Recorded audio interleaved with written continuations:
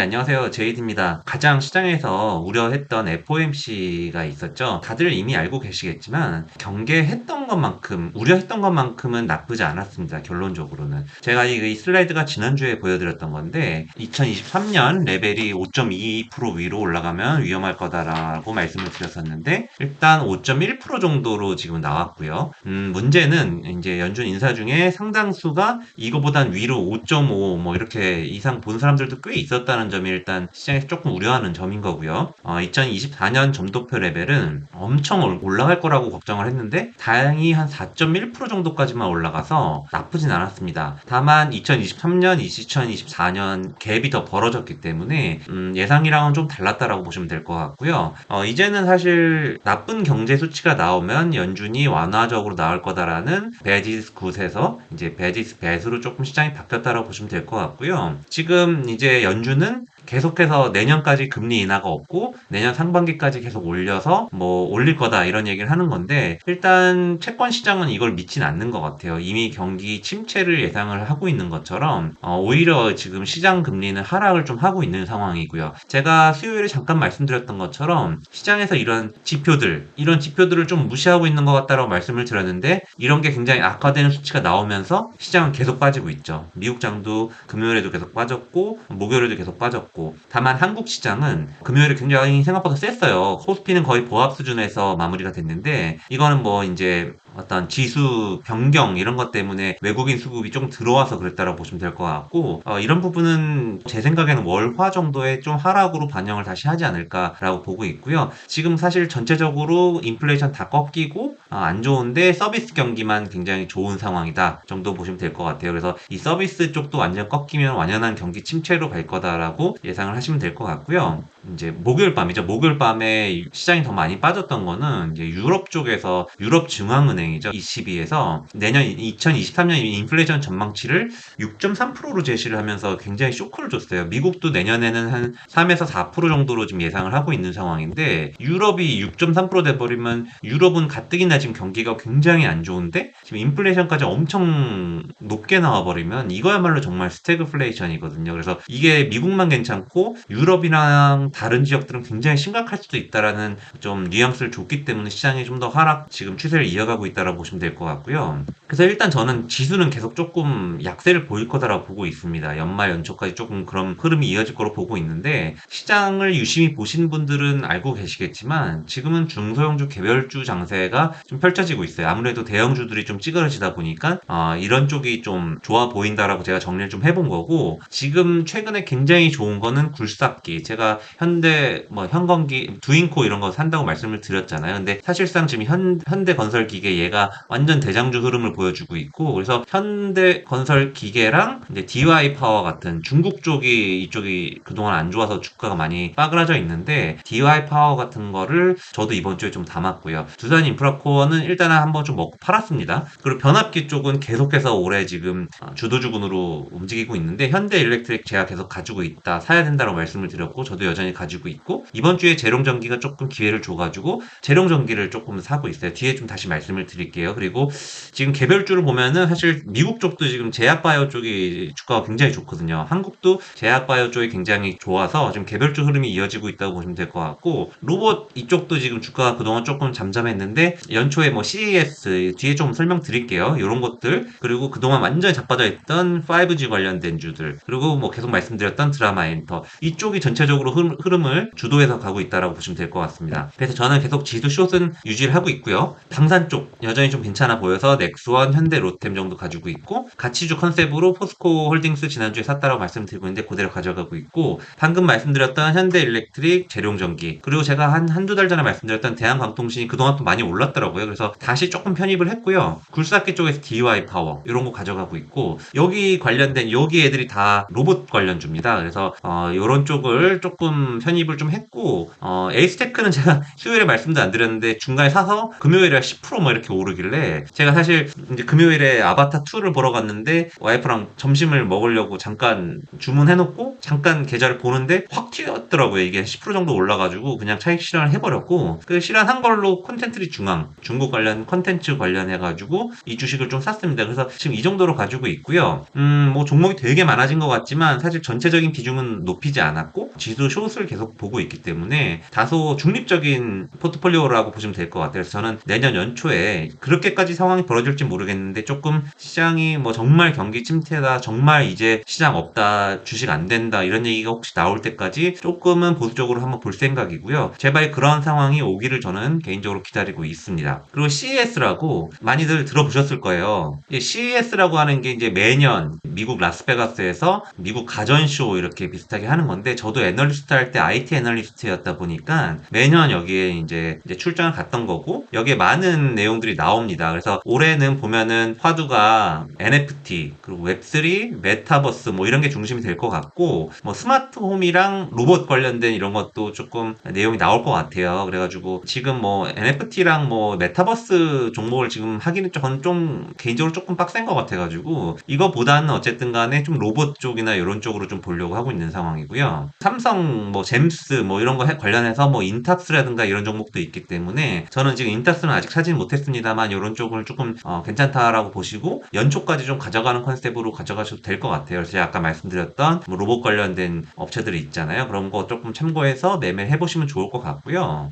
변압기 현대 일렉트릭 관련된 건데 지금 뭐 이쪽 보시면 이 수출이 정말 어마어마하게 늘고 있잖아요. 전체적으로 연간을 봐도 지금 올라가고 있는 트렌드인데, 그래서 이게 진짜 조금 에너지 관련된 요런 산업 투자나 이런 게 계속 이어지고 있는 상황이기 때문에 요런 쪽을 조금 계속 가져가셔야 된다라고 보고 있고요. 네, 그래서 저도 뭐 관련된 리포트 같은 걸 좀 이렇게 찾아보면서 하고 있어요. 저도 뭐 대단한 정보를 가지고 막 정보 매매를 하는 편은 아니기 때문에 리포트들 나온 거를 쭉 봅니다. 그래서 뭐 어떤 내용이 좋은가 보면은 뭐 사우디 뭐 이런 데서 네옴시티는 이런 거 하면서 전력기기 같은 거 필요하니까 이런 신규 수요가 있고, 미국도 뭐 송배전 인프라 개선이나 확대 수요가 높아지고 있기 때문에 매 분기 수출 실적이 올라가고 있다라는 포인트를 보시면 될 것 같고, 그리고 뭐 우크라이나 전쟁 뭐 이런 것 때문에 결국엔 영국 이런 데도 뭐 인프라 투자가 적극적으로 나서고 있고, 그래서 유럽 쪽도 결론적으로 많이 늘고 있다. 쭉쭉쭉 이렇게 보는 거죠. 리포트 내용을 쭉 보면서. 그래서 뭐 미국, 중동, 유럽 다 좋아지고 있고, 실적 추정을 해놓으신 걸 보면은 1조 8천억 정도를 작년에 했고 올해는 2조 정도 했는데 내년에는 2.4조 정도 매출을 했고, 그간에는 계속 순이익이나 영업이익이 적자였는데 이제는 지금 순이익 구조가 되는 구조다. 뭐 이런 컨셉으로 이제 보고 있는 거고, 이 리포트 하나만 보면 좀 검증이 안 되니까 이런저런 걸 보는 거죠. 제가 그래서 뭐 신한투자증권에서 나온 것도 이제 보면서 내용은 다 비슷하고 뭐 숫자를 이렇게 봅니다. 숫자를 이렇게 보고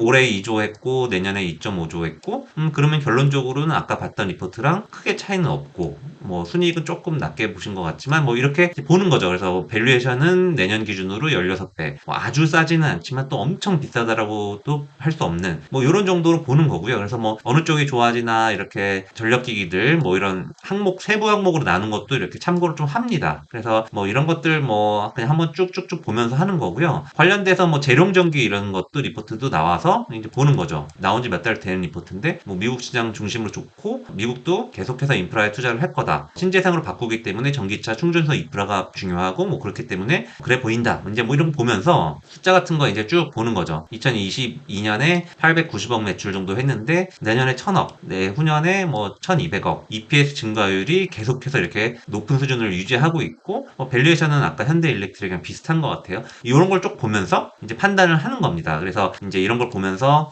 현대일렉트릭 계속해서 제가 말씀드렸죠. 차트로 보면서 저는 그러니까 실적만 뭐 좋다, 뭐 내용만 좋다 해서 주식을 사지 않고 이렇게 주도주 흐름을 가지고 가고 있는 애들 중에서 계속해서 이런 찬스 줄 때 계속 그러니까 꾸준히 보고 있어야죠. 주식을 계속 보고 있어야 되는 거고, 뭐 재룡전기도 계속 좋았지만 아직 이 시가총액이 2천억도 안 됐기 때문에 크게 부담은 없는 상황이라고 보시면 될 것 같고요. 일봉으로도 보면은 사실 이런 자리 주면은 무조건입니다. 무조건 사는 거죠. 그래서 사실 저도 여기까지 기다리는 게 정석이긴 한데 안 빠져가지고 그냥 20일 21선 정도에서 조금 사기 시작했어요. 그래서 사실 조금 성급한 매매일 수도 있지만 시장이 전체적으로 안 되고 특정 섹터만 되고 있는 상황이기 때문에 이런 것들을 그냥 날아가 버리면 좀 열받으니까 조금씩 아주 크게 싫진 않고 조금씩 발을 담그면서 이제 맛을 좀 보는 거죠. 그래서 이건 주봉으로 봐도 골든크로스가 매우 좋고 전 고점 근처에 와 있습니다. 2019년 전 고점 여기로 봐야겠네요. 이 정도까지 일단 보고 있기 때문에 기본적으로 많이 갈 수도 있는 2018년에는 이게 2만원까지 갔네요. 그렇게 치면 지금부터 한 2배 정도 업사이드가 있다 뭐 정도로 생각하는 거죠. 이게 사실 주식은 정답이 없어요. 그래서 방송에 나와가지고 뭐 이건 무조건 몇 배 갈 겁니다. 뭐 이익이 이렇게 있고 밸류에이션이 이렇기 때문에 무조건 이 정도까지 갑니다라는 저는 그런 말하는 분들이 제일 위험하다고 보고 있고요. 그래서 지금 월봉으로 봤을 때는 조금 과열 신호가 떠서 조심스럽긴 합니다만 지금의 시장의 명백한 주도주구는 이쪽이다라고 보시면 될 것 같아요. 그리고 CES 관련해서 말씀드려가지고 생각나는 게 있어가지고 제가 제 리포트를 한번 찾아봤는데 이 제가 2015년 정도에 제가 다닐 때는 신한금융투자였죠. 제가 CES를 갔다 와가지고 진짜 너무 그 당시에 BMW i3 뭐 이런 거 있잖아요. 전기차 처음 운전을 해보고 너무 놀라가지고 너무 좋아가지고 아 정말 이제는 이런 중대형 배터리는 여기는 PHEV라고 해놨지만 전기자동차 이제 붐 같은 걸 기대하자라고 막 흥분해가지고 자료를 막 몇십 장짜리를 쓰고 막 이랬었는데 그 당시에 뭐 i8 뭐 이런 게 지금도 이제 유명한 차죠. 그래서 이런 게 있었고 그래가지고 제가 신나게 뭐 이렇게 리포트를 길게 썼는데 보니까 제가 리포트를 쓴 날이 뭐 한 요 정도 언제예요. 근데 제가 기억나는 게 제가 리포트를 쓴 날 아무 일도 없었는데 삼성 SDI가 9.3%가 빠졌습니다. 그래서 개망신을 당했죠. 리포트를 쓰고. 근데 그 포인트가 요 정도였어요. 요 정도. 거의 정말 근래 10년간 최저점 근처에서 리포트를 운 좋게 썼었는데 제가 또 증권사 퇴사를 이 정도 시점에 했기 때문에 제가 리포트 써놓고 이거를 막 즐기지도 못하고 제가 커버하는 동안은 계속 고생만 하다가 요 기간 동안 고생만 하다가 그 이후에 10만원 언더에서 몇 년 만에 83만원까지 갔죠, 주식이. 그래서 이런 거 보면은 너무 빨리 리포트를 쓰고 알아도 참 이게 주식이라는 게 자기 때가 있는 것 같아요. 그리고 사실 이 기간 동안에도 2018년, 19년 이때도 사실 보면은 굉장히 박스권이었어요. 그래서 굉장히 짜증나는 종목 중에 하나였던 건데 결국에는 코로나 때문에 이렇게 된 거죠. 그래서 참 주식이라는 거는 진짜 알다가도 모르는 약간 그런 흐름을 참 보이는 것 같습니다. 그래서 저도 CS 얘기 나와가지고 제가 리포트 썼던 거 오랜만에 좀 찾아봤고요. 일단은 조금 연말에 조심하자라는 말씀을 계속 드리고 있는 거고 올해 자산 시장이 너무너무 안 좋았고 근데 작년 말을 생각해 보시면 올해도 시장이 엄청 좋을 거다라고 계속 모든 사람들이 얘기를 했어요. 그리고 지금 내년에는 지금 시장이 굉장히 좀 부정적으로 예상하는 분들이 늘어나고 있는데 굉장히 좋은 현상입니다. 그래서 그런 거는 조금 참고를 하시면 될 것 같고 마지막으로 삼성전자도 잠깐 말씀을 드릴게요. 제가 좋아하는 최도현 위원님 저희 방송에도 몇 번 나오셨죠. 그리고 제가 신금투 테크 팀장이었는데 지금 테크 팀장님이 이제 최도현 팀장님이신데 삼성전자나 SK하이닉스를 굉장히 좋아하세요. 그래서 2017년 뭐 이때부터 신한에 계셨는데 계속 바이콜을 이제 하셨죠. 되게 좋고 잘 맞추시고 제일 실력 있으신 분인데 이런 분도 지금 최근에 조금 더 시간이 필요하다라는 이제 의견을 내주시고 뭐 랠리 이런 거는 이제 뭐 어쨌든 내년 상반기 정도로 보고 계시다라는 의견을 주셨고요. 그래서 지금 이 내용들을 보면은 굉장히 뭐 가격 하락폭이 크고 뭐 안 좋은 내용들이 많이 나오고 있습니다. 그래서 삼성전자 같은 주식은 그냥 정상적인 상황보다는 이렇게 모든 사람들이 조금 부정적인 얘기를 할 때 분명히 기회를 줄 것이기 때문에 잘은 모르겠어요. 어디를 바닥으로 잡아야 될지 모르겠지만 5만 원 초반까지 가면 가장 좋고 그게 아니라면 5만 6, 7천 원 정도 요 정도 사이에서 주식을 저는 계속 사 모을 생각이고 아직은 안 하고 있습니다. 계속 말씀드리지만 삼성전자, SK하이닉스 같은 반도체 중심 종목들이 내년에 되게 좋을 걸로 보고 있기 때문에 계속 같이 관찰을 좀 하시면서 주식을 사시면 좋을 것 같아요. 오늘도 긴 내용 시청해 주셔서 감사드리고요. 다음 주에 또 찾아뵙도록 하겠습니다. 감사합니다.